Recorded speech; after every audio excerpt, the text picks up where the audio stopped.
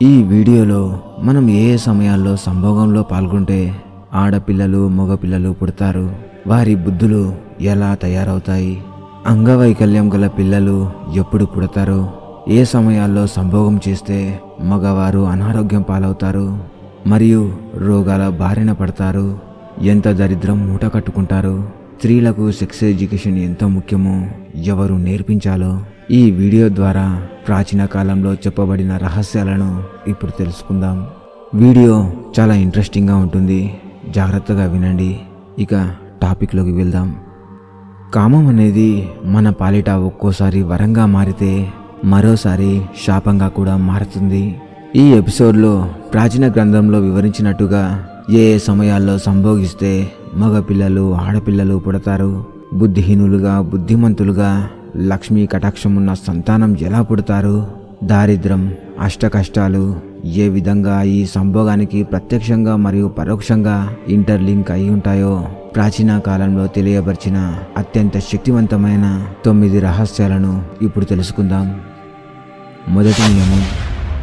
శాస్త్రాల ప్రకారం మానవ శరీరంలో వ్యాన, సమన, ఆపన, ఉదాన మరియు ప్రాణ అనే 5 రకాల వాయువులు ఉంటాయి. ఈ 5ంటిలో ఆపాన వాయువు మలం, మూత్రం, వీర్యం, పిండం మరియు ఋతుస్రావాన్ని బయటకు పంపడానికి బాధ్యత వహిస్తుంది. సరిగ్గా అర్థం చేసుకుంటే వీర్యాన్ని శుక్రకణం అని కూడా అంటారు. అంటే ఈ వాయువు సంభోగానికి సంబంధించినది. శాస్త్రాల ప్రకారం మాట్లాడితే ఈ వాయువు వేగంలో మార్పు వచ్చినప్పుడు లేదా అది ఒక విధంగా కలుషితమైనప్పుడు మూత్రాశయం లేదా పాయువుకు సంబంధించిన వ్యాధులు తలెత్తుతాయి. దీనివల్ల సంభోగ శక్తి కూడా ప్రభావితమవుతుంది. స్త్రీలలో ఋతుస్రావం, సంతానోత్పత్తి మరియు సంభోగాన్ని నియంత్రించడానికి ఆపాన వాయువు బాధ్యత వహిస్తుంది. అందువల్ల తమ శరీరంలోని గాలిని స్వచ్ఛంగా చైతన్యవంతంగా ఉంచుకోవడానికి మనుషులు తన కడుపుని శుభ్రంగా ఉంచుకోవాలి మరియు నిర్ణీత సమయాల్లో మల విసర్జన చేయాలి. ఫ్రెండ్స్, కామసూత్రాన్ని రచించిన వాత్సాయన మహర్షి ప్రకారం స్త్రీలకు కామశాస్త్ర పరిజ్ఞానం ఉండటం అత్యంత ముఖ్యమైనది. ఎందుకంటే ఈ జ్ఞానాన్ని ఉపయోగించడం పురుషుల కంటే స్త్రీలకే ఎక్కువ ముఖ్యం. భార్యాభర్తలిద్దరికీ దీనిపై సంపూర్ణ పరిజ్ఞానం ఉన్నప్పుడు మాత్రమే నిజమైన ఆనందాన్ని పొందగలుగుతారు.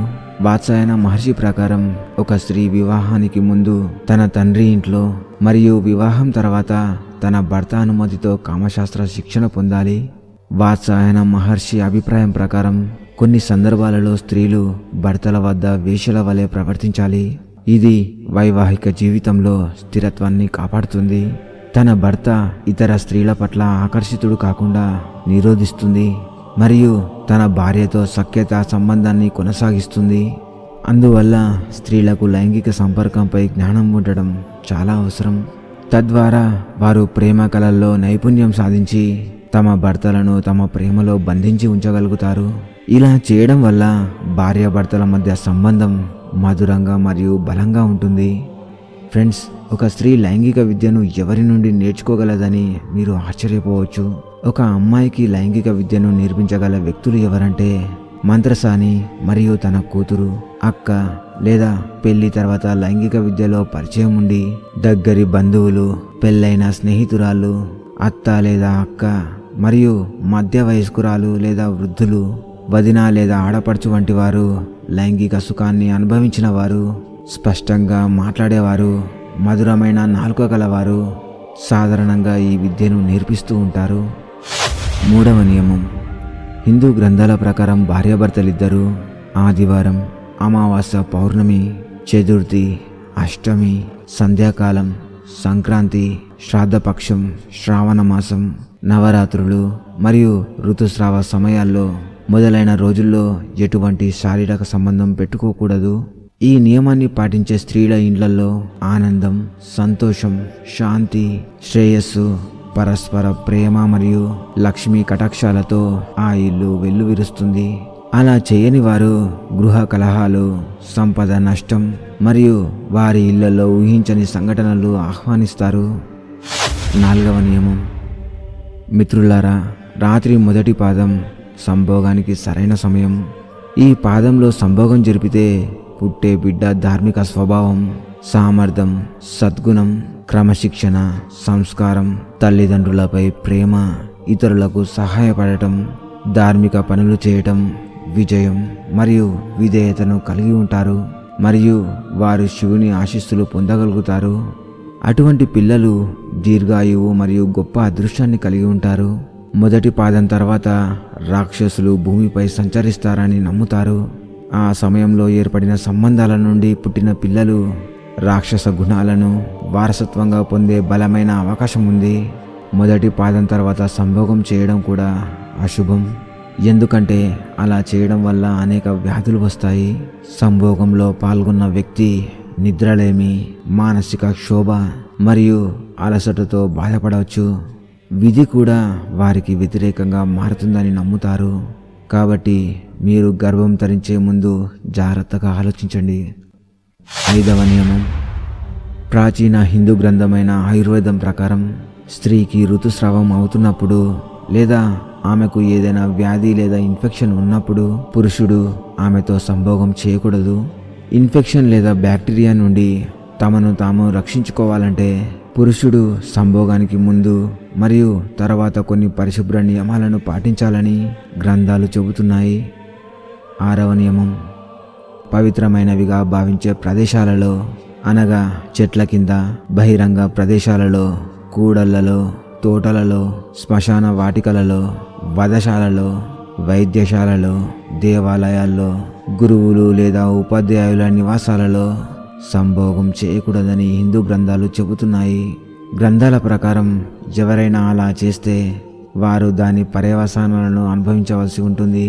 ఈ ప్రదేశాలన్నింటిలో దేవుడు కొలువై ఉంటాడని ఈ గ్రంథం చెప్పబడుతుంది. 7వ నియమం. గర్భవతిగా ఉన్నప్పుడు ఏ పురుషుడు తన భార్యతో సంభోగం చేయకూడదని హిందూ గ్రంథాలు చెబుతున్నాయి. ఒకవేళ గర్భధారణ సమయంలో సంభోగం జరిగితే పుట్టబోయే బిడ్డ వైకల్యంతో లేదా అనారోగ్యంతో పుట్టే ప్రమాదం ఉంది. అంతేకాకుండా మానసిక ఎదుగుదల కూడా ఎక్కువగా ఉండదు. అందుకే గర్భధారణ సమయంలో సంభోగం నిషేధించబడింది.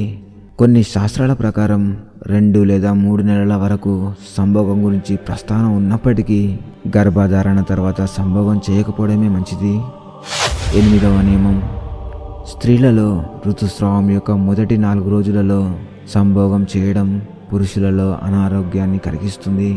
5వ రాత్రి సంభోగం చేస్తే కుమార్తె, 6వ రాత్రి కుమారుడు, 7వ రాత్రి గుడ్రాలు అయిన కుమార్తె, 8వ రాత్రి సంపన్న కుమారుడు, 9వ రాత్రి సంపన్న కుమార్తె, 10వ రాత్రి చాలా శ్రేష్టమైన కుమారుడు జన్మిస్తాడు మరియు 11వ రాత్రి సంభోగం చేస్తే అందమైన కానీ సందేహాస్పద ప్రవర్తన గల కుమార్తె, 12వ రాత్రి ఉత్తమమైన మరియు సద్గుణమైన కుమారుడు, 14వ రాత్రి సద్గుణవంతుడు మరియు బలవంతుడైన కుమారుడు జన్మిస్తాడు.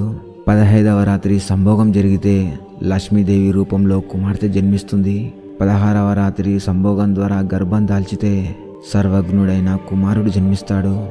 ఈ 16వ రాత్రుల తర్వాత సాధారణంగా గర్భం దాల్చదు. ఆఖరిగా 9వ నియమం. అందమైన ఆరోగ్యం, అందమైన వర్చస్సు, దీర్ఘాయువు మరియు మంచి ఆరోగ్యవంతమైన పిల్లల కోసం గదాగ్రహణం, సూర్యోదయం మరియు సూర్యాస్తమ సమయాల్లో, మృత్యు నక్షత్రం, రిక్తతిథి, పగటి సమయం, భద్రబాహు సమయం, భద్ర పండుగ సమయం, అమావాస్య, శాద్ర దినం వంటి రోజులలో సంభోగం జరపాలి. గండ తిథి, గండ నక్షత్రం మరియు అష్టమ చంద్రుడిని నివారించాలి. ఇది ఫ్రెండ్స్, ప్రాచీన గ్రంథాల్లో లిఖించబడిన కొన్ని ఇంట్రెస్టింగ్ రహస్యాలు. మరో రోజు మరిన్ని రహస్యాలతో మీ ముందుండే ప్రయత్నం చేస్తాను. అంతవరకు సెలవు తీసుకుంటూ మీ స్నేహితుడు.